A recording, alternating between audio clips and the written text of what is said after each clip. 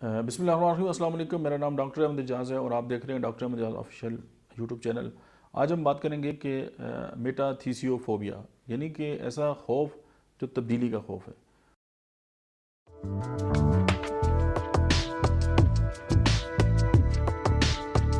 اور اگر آپ اس کو اکثر جو ہے وہ لنک یہ کیا جاتا ہے کہ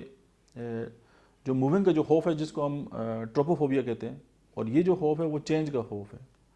تو اب جو چینج کا خوف ہے اور موونگ کا خوف ہے، یہ بیسیکلی تو الگ الگ چیزیں ہیں۔ موو کرنا اور چیز ہے، تبدیلی جو ہے وہ الگ چیز ہے۔ اب جو تبدیلی ہے،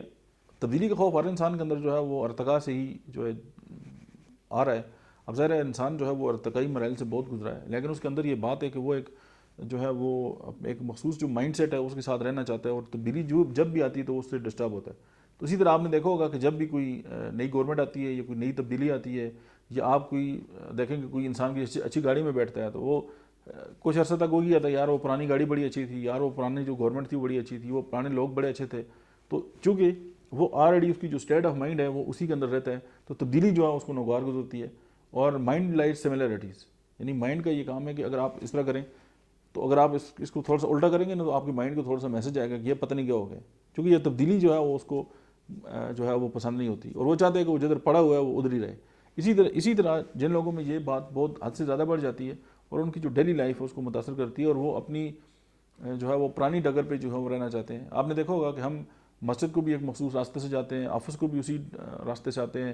اور ایک مخصوص جگہ پہ جو ہے وہ مسجد میں بھی بیٹھنا پسند کرتے ہیں۔ اس کی وجہ کہ ہم تبدیلی جو ہے وہ پسند نہیں کرتے، اور یہ ہمارے مائنڈ کے اندر جو ہے وہ چیز بیٹھی ہوتی ہے۔ اور یہ جو ہے یہ جو خوف ہے، اس کو ہم کہتے ہیں کہ میٹاتھیسیوفوبیا، یعنی کہ تبدیلی کا خوف۔ تو اسی طرح بہت سارے لوگ جو ہے وہ اپنے آپ کو تبدیل نہیں کرتے، اور وہ پرانی ہی سسٹم میں جو ہے وہ رہنا چاہتے ہیں، اور باقی دنیا ان سے آگے نکل جاتی ہے اور پھر بعد میں وہ پچھتاتے رہتے ہیں۔ خیر، بات کہاں سے کہاں نکل گئی؟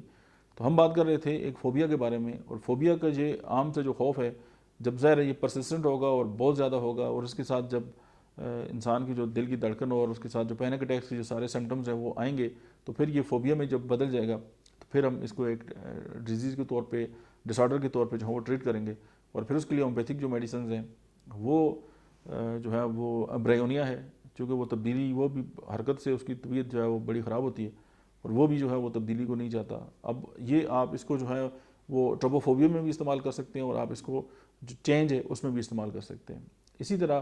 مطلب ہے کہ اب اس کی الٹ جو میڈیسن ہے وہ ٹیوبرکلینیم ہے۔ اب ٹیوبرکلینیم کا مریض ہر وقت تبدیلی جاتا ہے، مطلب ہے اس کی الٹ ایک بات آ گئی۔ اسی طرح کہ جو انسان جو ہے وہ حرکت نہیں کرنا چاہتا، اب اس میں آپ یہ دیکھیں، اب حرکت اور چینج یہ دونوں ایک ساتھ جڑے ہوئے ہیں، اور سم ٹائم ان دونوں کو جو ہے وہ آپس میں جو ہے وہ مس انٹرپریٹ بھی کیا جاتا ہے۔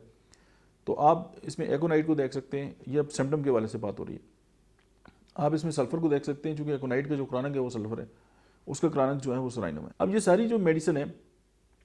وہ اس طرح کی انسان کے اندر جو ہے وہ تبدیلیاں لا سکتی ہیں، اور پھر وہ جو ہے وہ نئی جو چیزیں ان کو اڈاپٹ کر سکتا ہے، اور پھر اس کی جو ظاہر ہے جو لائف اس میں ایک ارتقائی عمل جو ہے وہ